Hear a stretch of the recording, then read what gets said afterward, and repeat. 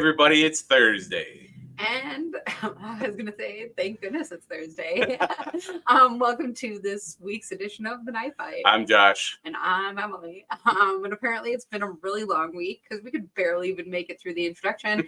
But the good news is the weekend is coming.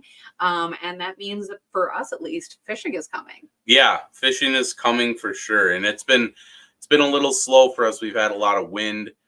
Today I stood out. I was at a youth conservation day at work. That's kind of why I look like a milkman in my button up today. But no, we had a great day teaching kids about stream ecology and stuff that I do at work. But I just stood out in the rain all day. Like it was supposed to be sunny, and then it just rained on me all day. So like it's been crazy. But fishing this weekend looks good. Mother's Day weekend.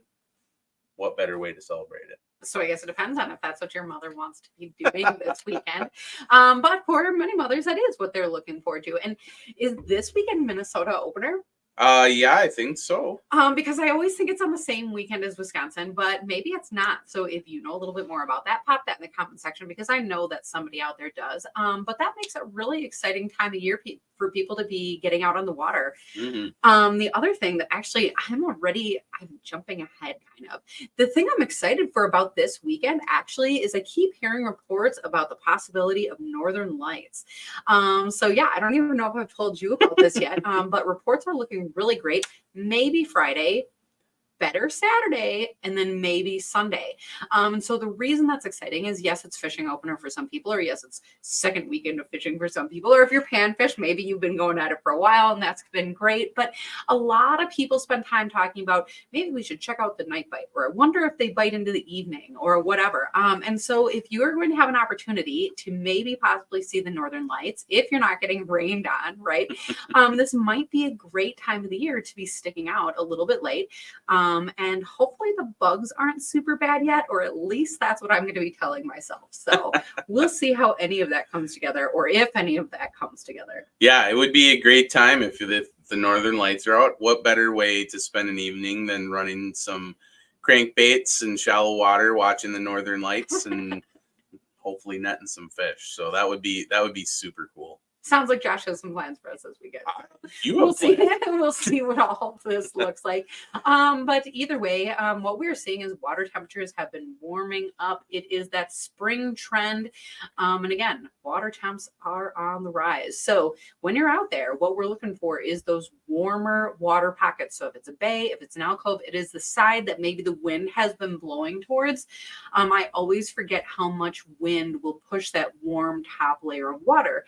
And so if you follow it all the way to where it's going, check water temps there and see what they're doing because you might find the fish there as well. Mm-hmm. I guess everything else fishing, to be honest, I'm excited to talk about with our guests. So I don't even want to waste any more time. And let's bring him in. So welcome to the show. And thanks for being here, Mike. Hey, Mike. Happy Thursday, everybody.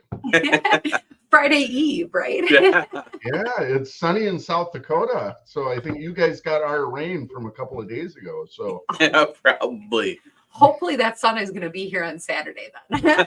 Yeah, beautiful. Well, I'm a big fan of your show, guys. And it's always good to see you at all the sport shows and stuff like that. And I think we did a photo shoot together for JT. And but hey, I'm really honored to be a guest on your show. I'm excited to visit with people, and I just encourage anybody that has any questions about any particular products that I'm familiar with and that I promote, let us know, and we'll go from there. Fishing questions, South Dakota, where to go, anything. Just lay it out there. Well, that is actually perfect because I was going to ask you to remind me where you're from because I know that you mentioned a time or two, but man, South Dakota, you guys were complaining about wind. You guys really get wind there. Yeah, like when we say, hey, it's windy in South Dakota, it's windy, like really windy. The average day, we always get a chop, and this last April, or just this April, just 10 days ago, I think we had 2 or 3 calm days. That were really, fishable and enjoyable. But if I look back, I keep a calendar, and looking back, last April was exactly the same. It's interesting because you talked about wind and how wind can warm water. It churns the water up, and then dirty water absorbs sunlight.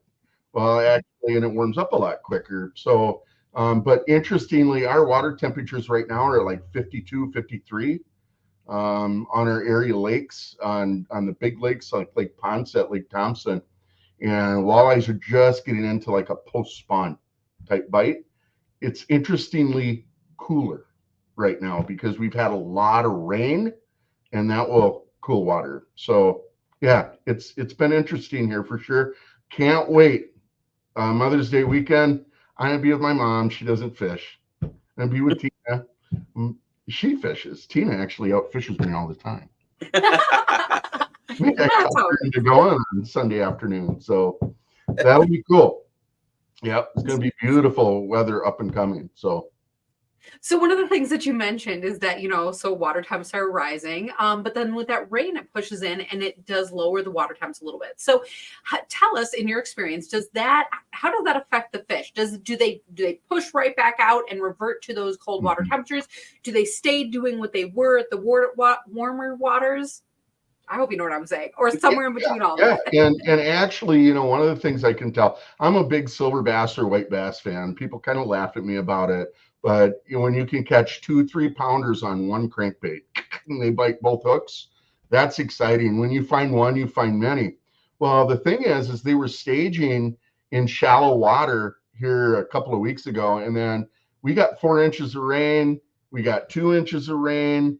We really needed the moisture. Water levels are up about a foot in our lakes, which is great. But guess what happened to those shallow fish? They're gone. Mm-hmm. They're gone. And they never go far from where they want to be. They actually move out, stage out. So Takasaki and I were out last weekend, and I was catching fish in 3 foot of water in a current area. They were gone.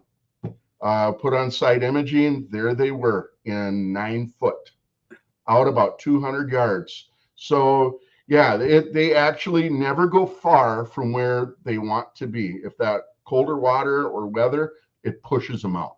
Walleyes right now, and white bass too, they're kind of roaming around and feeding. They're ready to go, but the cold weather has pushed them out a little bit. So that's very much what we were finding this weekend, is that kind of all the fish were in that same mid depth where it wasn't that deeper water, it wasn't that shallower water. Right. And they're staging for spawning, but nothing's really ready for that yet. But the perch are there and ready to eat all the eggs. I'm sure that's what they're doing, But it's funny because we had bobbers and things and looking around, but people that were throwing big baits, we saw tons of pike get caught. I'm sure that they were bass caught. And so that is the really interesting thing this time of year, is that depending on the bait you use might be the kind of fish that you find in those waters. Yeah, absolutely. That's a fun thing, about being a true multi-species angler. My hero, L. Lindner, it defines multi-species angler. I just put a video out 2 weeks ago, and I'm catching carp. I'm not saying I'm catching them, and it is pure joy just to get that tug on the line. Every fish, fish, location, presentation. When I was in college, public speaking, L. Lindner talked about fish, understand the fish you're after, presentation, and location. And I actually put on, a little seminar when I was in college about it, but it's so true: fish, location, presentation. And to understand the fish, the particular species you're going after, the location where they should be at certain times of the year, and then how to present a bait to them, whether it be a low pressure or a high pressure, or whatever the case may be. There's a real science to it. If you're going after bluegills to white bass to smallmouth, northern pike, they all have different spawning seasons. So it makes it interesting. Yeah, for sure. Well, and so I can't help think, based on what you're talking about, more about these baits. And I just, well, actually, to be honest, now I'm getting distracted in my own head, because wait, let's go back a minute. You said the fish, the location, and the bait. Is that what you said? Yeah, fish, location, and presentation. So, okay, like, is it a vertical? Is it a casting? Is it, a jig? Is it a crankbait? Every fish is different at different times of the year. So if all of these fish are kind of like pushing in, like what we were saying, and so, let's say that you're going for just whatever's going to bite. Let's say you're a shore angler, you're just new lake or something, and you're hoping that they're coming in shallower, right? So you have your location, you have your fish. So then we're down to bait. And that brings me to the question that I almost just stumbled over. When we're looking at the bait to put out there, if we're talking about something like match the hatch, right? Because that's one of the things people always say, match the hatch. Right now, the hatch isn't hatched, right? The hatch is spawn at best, right? So at this point in the year, are people still fishing with small, like buggy ice presentations, or it's spring, water's warming up, you jump right away to minnows? Well, so again, a jig and a minnow is classic. And again, water temperature determines a fish's activity. Water temperature determines how active they really, really are is in the spring. Colder the water, the more a little more lethargic they are. Now, I like to cover a lot of water, and it just depends. I use a small paddle tail, a mimic minnow from Northland. My go-to color is always white. I always use white. When a fish pukes up or spits up bait, it's always going to be like a perch, a shiner, a minnow. So I always use whites or purples, and I fan cast areas, and I can upsize or downsize that mimic minnow from a half ounce to a quarter ounce to a little 1/8 ounce, and I can catch crappies on an 1/8 ounce, everything like that. Now, when, say for example, crappies or smallmouth bass are up on the rocks late fall or early spring, well, then they're not so apt to chase a bait down.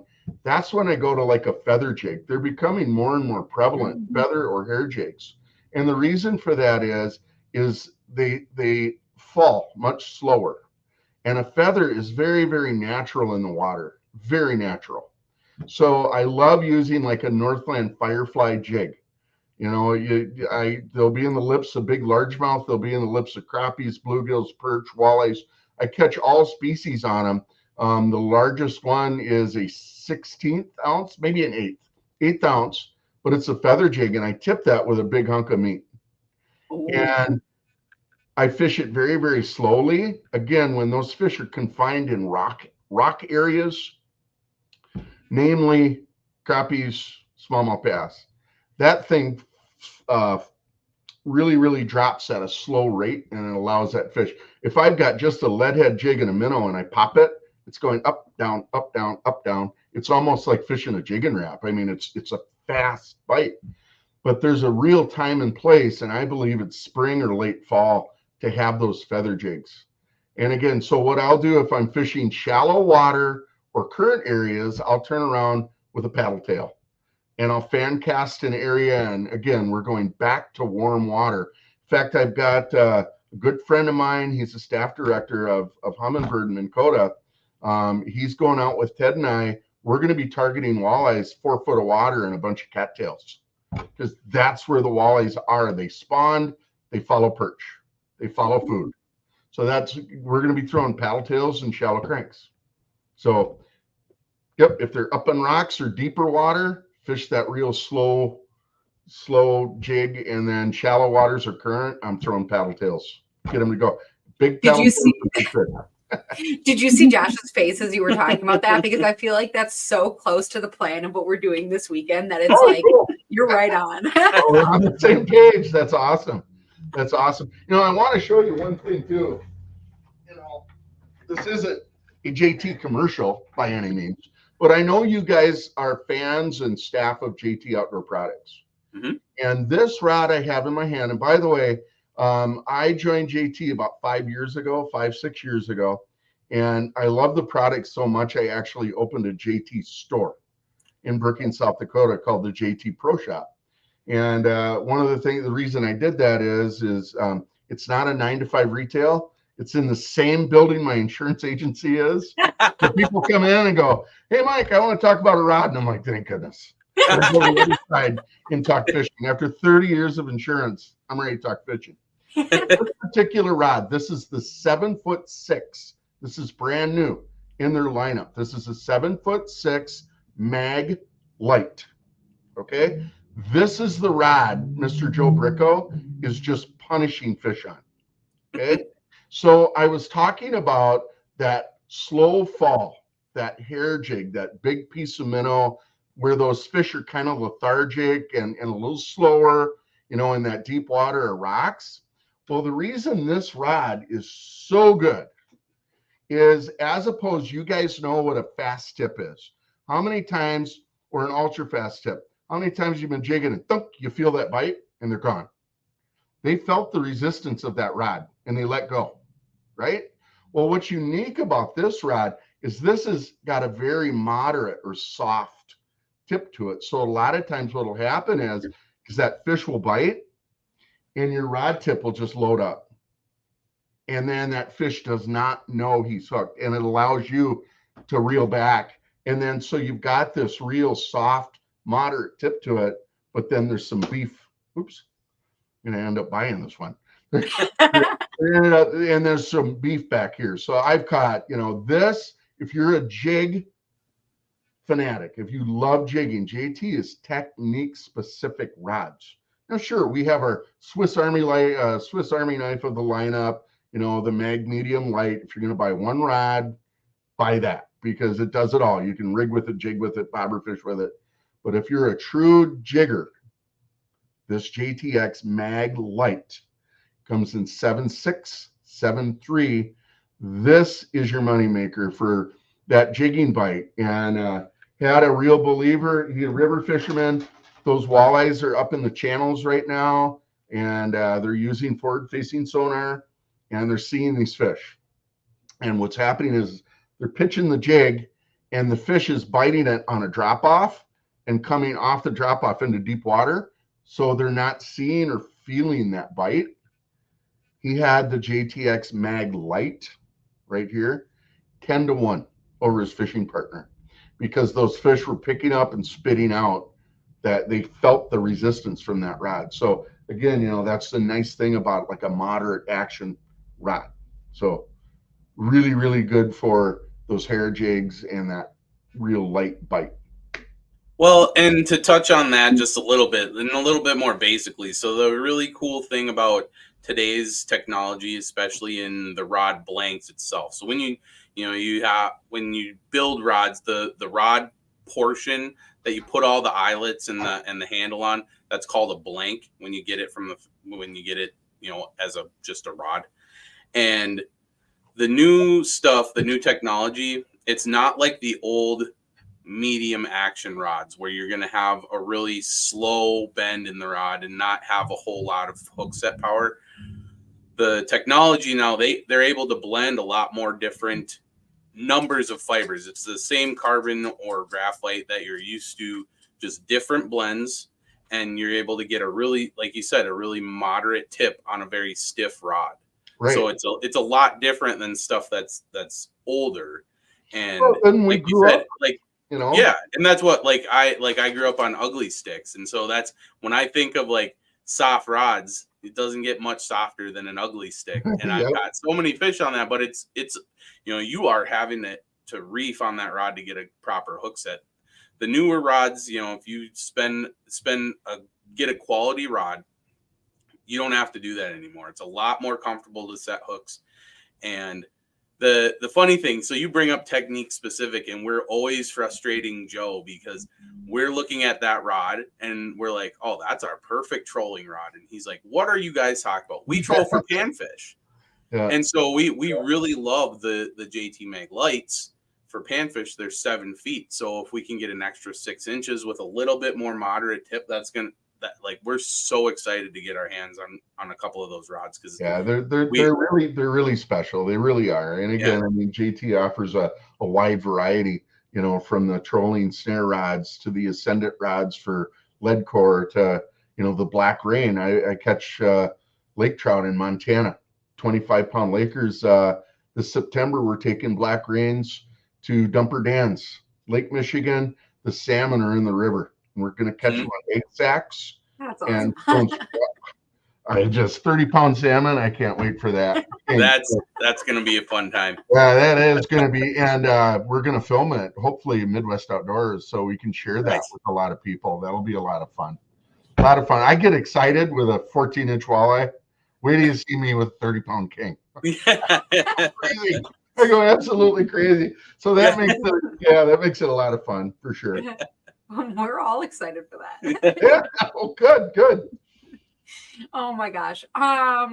Okay, so not to go back to this rod because Yeah. you guys have totally we're not selling rods. This isn't not a commercial. I was gonna say you This totally is just stole how it. this show goes. No, but I was gonna jump in and say because to add on to what you were saying, you were talking about how we troll for panfish, and that is one of the things about having a tip like that is when you have that little bit of extra bend, it's that softness. What you're gonna do is you're gonna hook into a crappie, but you're not gonna rip its face off because we all know that there's sometimes people call them paper mouths, and so that is so delicate. And if you have a rod that is almost too much rod for the job, you could be catching fish, you could even be connecting and doing hook sets, but if you are ripping your jig all the way back out of that fish, that's not the point either. Right. And so the nice thing about connecting with the fish is staying connected with the fish. And so a lot of times people assume that's all on their reel or their line or whatever. But when you have a rod that absorbs so much of that shock and can handle that fish, I don't know. I'm adding to what you guys are saying because I'm excited about going out there and doing that. You mentioned too, like trolling for panfish. And the first show I ever filmed, it was 16 years ago, we trolled for bluegills and crappies.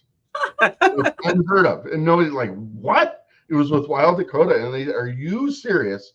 We're gonna troll crankbaits for panfish. I'm like, it is something to behold. Because wait, tell us more because we're not using crankbaits, and I'm interested. Oh yeah, okay. So here's the deal: if you have a school of crappies, a school of perch, a school of bluegills, whatever the case may be, your panfish, and you have a live bait presentation, like a night crawler, like a minnow, or whatever the case may be. There's my buddy Jeremy Rawl. Hey, JR, good to see you. Anyway, any fish can take that bait. But if you pull a crankbait through the school, the bigger fish in that school are going to eat that crankbait. So I'm a big Selmo Hornet fan. Like using a number 4 Selmo Hornet. They're about 1.5 inches long, and I go right over the top of the weeds. So a lot of times those crappie now, and then I can also do it in deep water fish crankbaits for panfish.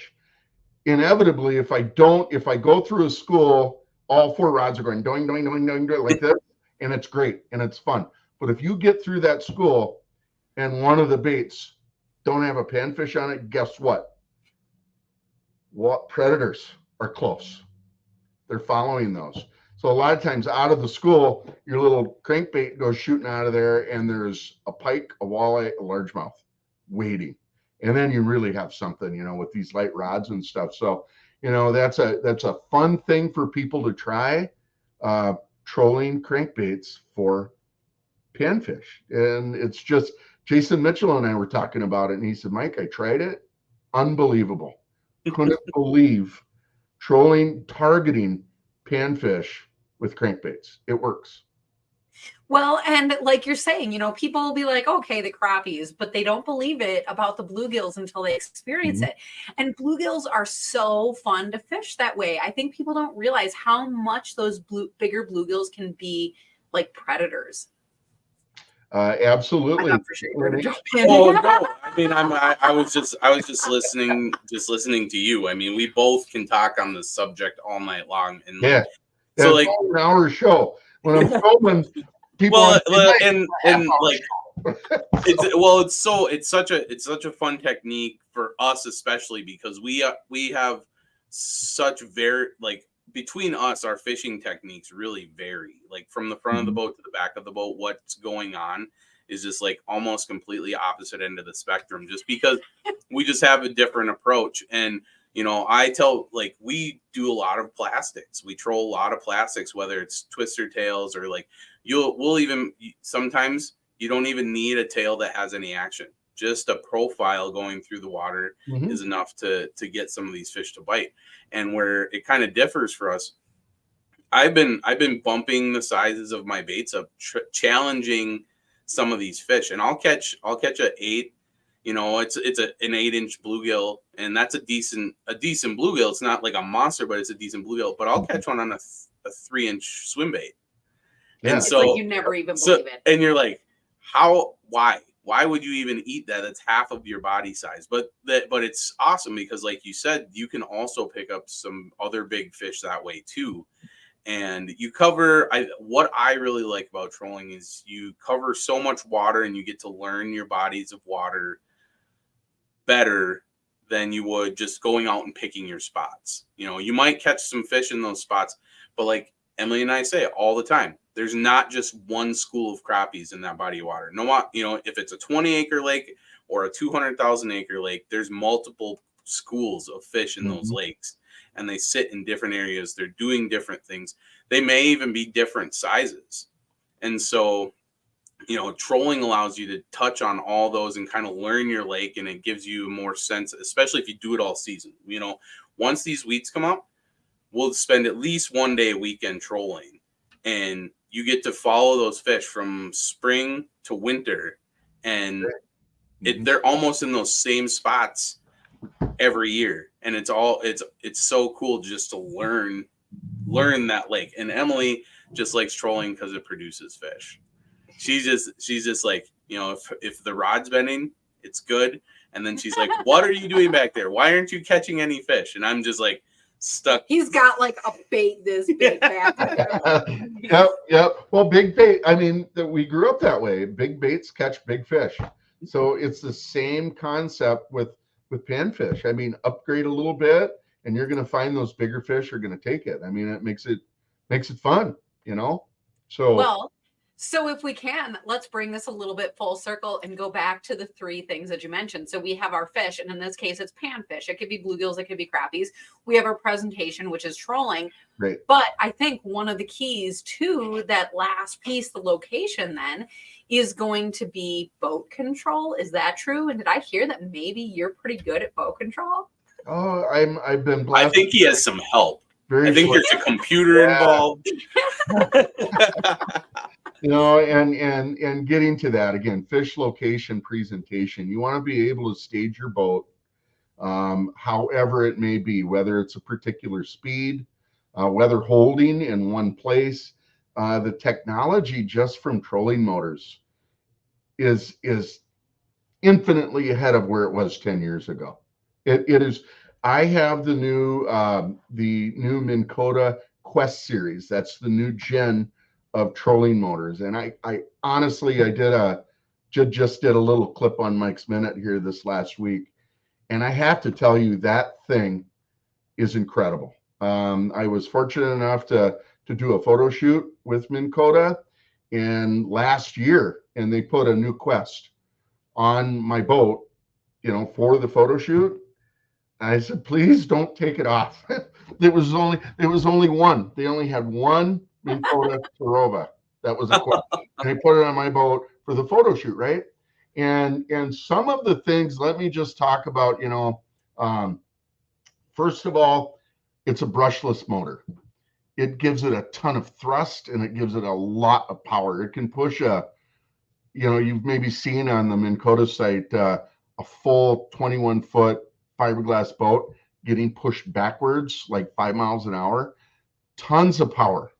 The heading sensor, the little white puck you always see, you know, on your boats that help you stay in spot lock and where it helps you with everything, is now built into the head of the unit. So there's no more white puck, and it is instant. How you hold, you know, I remember the head of my trolling motor would go like this all the time and move around a lot. Well, this new one, you know, it holds to 6 inches, and it literally was going like this, just barely moving. And that's one of the things. Just a guy that watched my clip last week, he said, wow, you know, my old trolling motor is all over the place in wind like that. So it holds with something called spot lock. And then the number one new feature that anglers are talking to me about more than anything is something called drift mode. And it is exclusive to Minn Kota. It is not available anywhere else in the market. And, you know, most anglers you see, they've got that Minn Kota on the front of their boat. And I'd like to think they got a Humminbird too, because they marry together. They're made by the same company. But that Minn Kota drift mode, here's what's unique about it. Let's say you guys are trolling, and you're going into a wind, and there's a particular path that you want to go on. Okay, you're bearing. So what you can do with this little remote control, and they took the big gaudy touch remote away. They simplified it. It's just this little remote, and it's got a few little buttons on it, but it's got one boat network buttons, 3 of your favorite things you want that motor to do. Well, number 1 should be drift mode, and it'll say, hey, I'm in drift mode now. The motor is. What direction do you want to go? What's your bearing? So you can point your boat, and a line will go on your graph, and there it is. That's the direction I want to go. So if there's a sand flat or a weed line that you want to fish, anything, that's your bearing, okay? And then you determine, well, how fast do I want to go? Now, again, you're going against the wind. And if you're pulling bouncers, you know, hey, I'm 0.8, you know, 1, 1, 2. If you're pulling cranks, you know, I want to go 2, 2, 2. You know, however fast you guys go. How fast do you guys go when you're trolling these panfish? What's your Like speed? 0.8, like the same speed as Yeah. bouncers. Yeah. So 0.8. So here's what my boat does. It takes me down 0.8 miles an hour, down this bearing, down this weed line. I'm having a blast. Now, how did we used to do it? You pull the trolling motor up, you motor back down, and then get on your track again, drop the motor, start all over. Guess what you get to do with the drift mode? Just hit You reverse. get to say, I want to reverse track. Oh, that's The cool. motor will spin around, take you down the exact same track you were just on, and you guessed it, 0.08 miles an hour. Wow. So that motor will, and then you can adjust how your boat, you know, the way your boat is in the water, if you want it straight, if you want it sideways. That motor is incredible. Truly, truly, truly incredible. So look for that, folks. That drift mode, I'm telling you, those walleyes are going to have a real problem here. So when I'm trolling, you know, spinners on a big flat, and I find a pot of fish, and I mean, it back and forth, and then it'll save that track for you. You can record the tracks. There's a lot of neat features. Another thing is how many times trolling motor, it's happened to me. I'm fishing, I'm enjoying myself, and all of a sudden the head goes, starts turning kind of slow. And I'm like, it's not really doing my thing. Ted taught me 20 years ago something called 4-wheel drive trolling. And all I'm using the kicker motor for is to propel the boat, and then I steer the boat with the trolling motor. You know, if you ever try to steer a boat when you're contour fishing with a little kicker in the back, it swings way out. You know, it's a lot easier to control direction with the boat from the front with the trolling motor. Well, anyway, this happens. I'm trolling for 3 or 4 hours. That motor dies. And I'm like, ugh. Guess what? The new Quest series has a battery gauge or battery screen on your graph, on your Humminbird. It's one of your actual view screens, and it will show your percentage, your charge, how your batteries are doing, and it'll go into a limp mode. So you can't run out of batteries. So, I mean, that product is incredible for me. And I'm fortunate to work with Humminbird, and we've got Mega Live, and we've got, you know, a lot of neat features, but I'm telling you, Minn Kota knocked that one out of the park. It's unbelievable. So if anybody's, and they're tough to get right now, I understand, you know, the orders, you know, it's a month in advance to get them, but You better stop talking about them then. they're really like, you guys, you put one on your boat, I'll get a call the same day and you're going to go, holy cow. Because it is worlds different. I had, you know, last year's 2-year-old Tarova, 36 volt, you know, 110, 72-inch shaft. It was great. But man, I put this Quest down. I'm like, wow. So it's super exciting. It's really, really something that's special to the industry, and it helps the fisher person instead of fiddling around and trying to get. It really helps you just focus on catching fish. and it makes Well, it so. I think that's exactly it. It helps you focus on catching fish, because I'm not going to like support a product by starting to knock its beginning product, right? That's not. Right. But when Spot Lock was like first a thing, and we jumped on, we're like, we got to get that trolling motor. Here we go, and to some extent, it really has been great. But what we've learned about it is that what we want what it is now, right? And so like that Gen 1 version is fabulous. The trolling motor works great. Yeah. I have zero complaints about it, to be honest. That's the problem, is I can't get rid of it. It's working too well, right? But Yeah. I mean, that's the thing, is like when you're describing that new technology, and like the puck is in the head, you know, but it's not just that, you know, this is all kinds of features that, I mean, I don't want to like assume, but like it takes a lot of thought to create a product and upgrade it like that. You know, it's not just that the puck is in the head, but probably the internal technology is upgraded, and probably like the computer and how it reacts is upgraded, and all of those different things are just so thoughtful. And that comes right back to what you said. That's what keeps you catching fish. And you know what? They encourage us as promotional staff, influencers, pro staff, whatever you want to call us, from Humminbird and Minn Kota, to always get input from anglers, because that's what it's about. And Joe Bricko does the same thing with JT rods. How can I make it better? So, you know, people have been saying my batteries are dead, and I never even knew it. Boy, it'd be great to be able to troll one direction and go back exactly the same at exactly the same speed. You know, it's really thanks to the anglers out there that help make these products better, truly. Yeah, so that's one of the cool things I wanted to talk about. Thanks for letting me mention it. Anybody that gets one would be really, really happy. One of the other things I'd just like to mention too is if you have a Humminbird and Lake Master, so your Lake Master chip, okay? This is the all new VX Premium technology Lake Master. Now I've got Dakotas, Nebraska here, but they had put several new bodies of water that were never here before. They put them on this chip. Very, very popular bodies of water that we're fishing. They're on this chip. But let me just show you a couple of things about this chip that make it unique. First of all, I think that Humminbird or Lake Master superior in their mapping alone, but they have something called two shade relief. So if you can kind of look on there, you can see how the colors, it's more than just contour lines, it's colors. So right there. So what the two shade relief allows me to do, if there's a certain depth of water that I want to fish, it's a shade of color. So it's not me following a contour line, it's me just staying in a color. It makes it so much easier.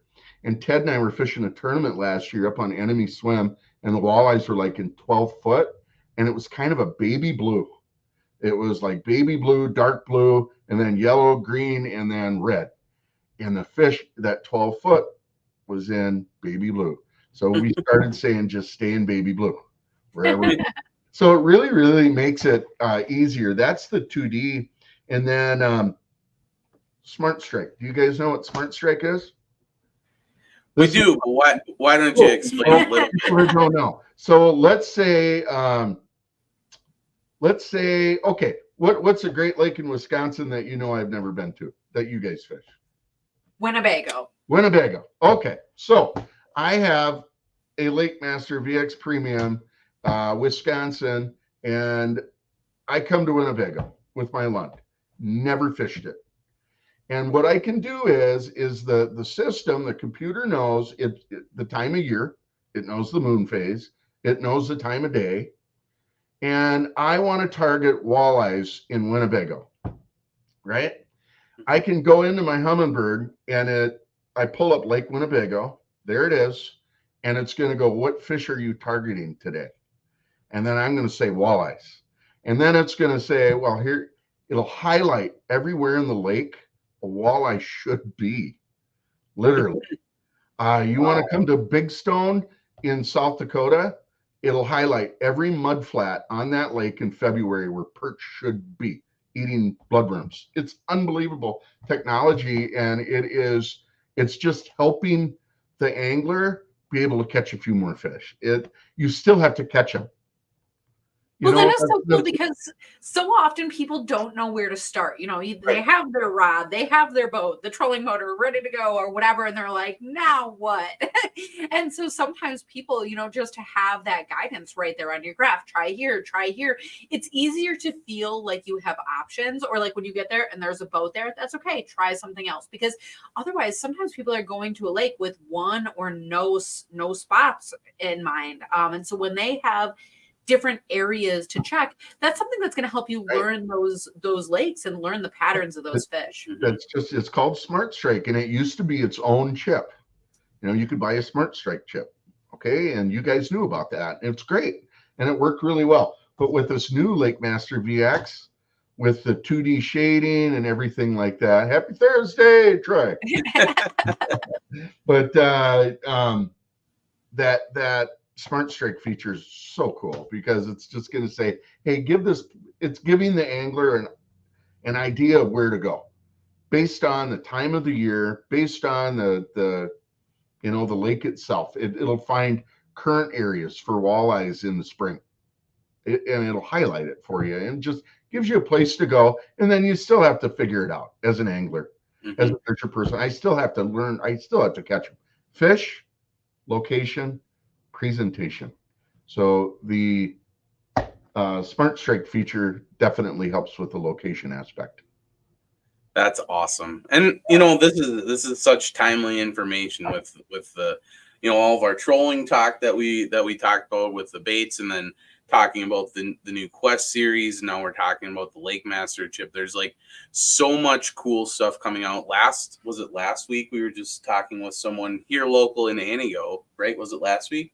Talking about the adapter they have for trolling motors now to make. He worked with a kid in college to design something to go on a fin system to go on the bottom of your trolling motor. The Alpha Project. Oh.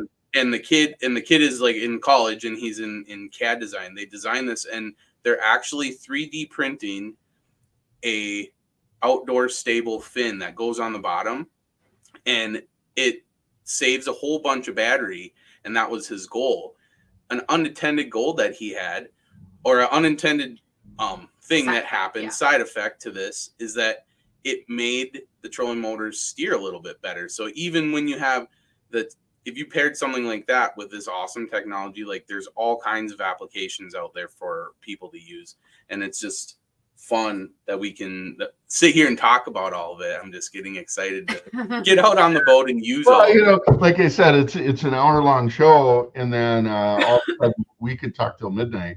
I haven't talked to you guys in so long, and it's just, again, I'm a fan of your show, and we've worked together at sporting shows and photo shoots and everything like that. And now I have John Gunner Outdoors here, and he's asking, I have a Helix 5 G2 on my Tarova, Helix 7 with Smart Stripe. Question for Mike, is a 10-degree difference between the 5 and 7?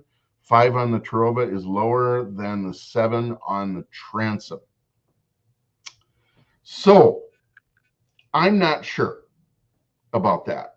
And one of the things that is very important to me is for John Gunner Outdoors here is I don't want to give misinformation, but I will give you a tip.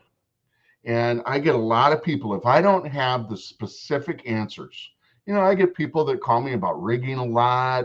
I do help with computer upgrades or updates, software updates on your stuff. But I have in my phone, and I'm just going to show you here, and it's actually a folder that I have, and I want to show you here real quick. Let's see. So I guess. So basically, Humminbird and Minn Kota, here it is right here. So Humminbird and Minn Kota, if you can see it there, Humminbird and Minn Kota have an excellent, knowledgeable team that they're there to help you and answer any and all questions, whether it involves rigging whether it involves a problem with the unit. And it's the same thing, Minn Kota has the same thing.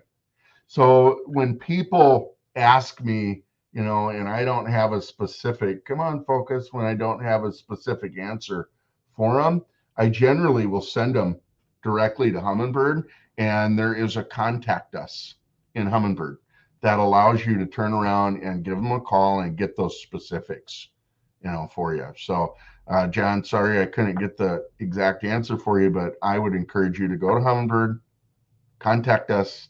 They're amazing. You can text, you can private message, or you can email or call. They're great. Well, and none of us here are, like you said, the tech support. If John is talking about a temperature degree difference, that might, I think where it's mounted on the transom. Oh, I got you. I was just going to say, if it was a temperature degree difference, just maybe try lifting and lowering your the surface motor, because at the beginning of the show, temperature is going to be warmer than the temperature further down, and that's where lakes have something called a thermocline, and that is actually where, when you talk about turnover, where the lakes flip upside down, the thermocline is where the warm water ends and the cold water begins. Yeah, and especially in the springtime, we were talking about at the beginning of the show, the wind can have a big effect on that and the area of the lake. And so, that might I just figured this out, you guys. Okay, this is exactly what happens with us. Yeah. What he's saying is that, okay, so the Tarova is the trolling motor in the front, so it's lower, like what you're saying. And then on the transom, that's exactly what happens to us. Is that the top water is typically warmer unless it's fall. If it's like super, super cold, then it might be colder, but that's exactly what Josh would be like, it's 55 degree water temperature. I'm like, my graph says 10 degrees. I mean, 10 degrees is a lot. Yeah. Cone but it's water temperature. Yeah. Jeremy Rawl just brought up something too, and I want to bring this up to everybody too. One Boat Network. If you don't have this One Boat Network, even if you don't have them in Coda, it is nothing short of amazing. Like, let me go to my favorite Lake Ponset.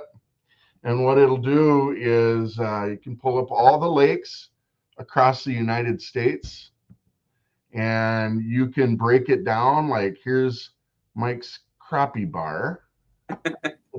It's right in here. There it is right there.